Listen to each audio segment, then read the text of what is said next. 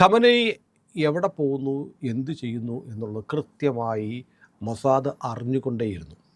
ഇതാണ് ഒന്നാമത്തെ കാര്യം.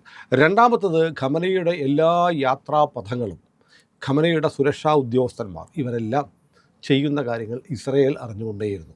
എങ്ങനെ എന്നതാണ് ചോദ്യം. അതിപ്പോൾ നമ്മൾ പെട്ടെന്ന് ആലോചിക്കുന്നത്, നമ്മൾ ഓർക്കുന്നത് 2024 ഇതുപോലെ വലിയ ലോകത്തെ ഞെട്ടിച്ചൊരു ഓപ്പറേഷൻ നടത്തി ഹിസ്ബുള്ളയെ തകർക്കാൻ വേണ്ടിയിട്ട് പേജർ ഓപ്പറേഷൻ നടന്നു അല്ലേ. ആയിരക്കണക്കിന് പേജറുകൾ ഒരേ സമയം ബെല്ലടിക്കുകയും അതെടുത്തവരെല്ലാം അത് പൊട്ടിത്തെറിച്ച് കൊല്ലപ്പെടുകയും ചെയ്തു. നമ്മുടെ മലയാളിയായ റിൻസൺ ജോസിൻ്റെ വരെ, മാനന്തവാടിക്കാരൻ്റെ വരെ പേര് അതിനകത്ത് വന്ന ഒരു സംഭവം നമുക്കറിയാം.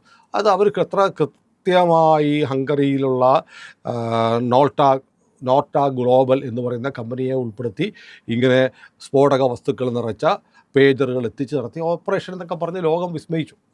അന്ന് ഖമനയും കൂട്ടരും ഈ പറഞ്ഞ വാക്കി ടോക്കി ഉൾപ്പെടെ എല്ലാ സാധനങ്ങളും ഉപേക്ഷിച്ചു.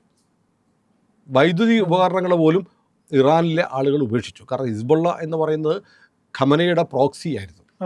ഇറാൻ ചെലവും കൊടുത്ത് ആയുധങ്ങൾ കൊടുത്ത് പോറ്റിക്കൊണ്ടിരുന്ന സേനയാണ് ഹിസ്ബുള്ളയെ തകർത്തതിന് സമാനമായുള്ള ചില കാര്യങ്ങൾ ഇസ്രയേൽ മൊസാദ് ഇറാനിൽ നടത്തിയിരുന്നു എന്നാണ് ഇപ്പോൾ പറയുന്നത്.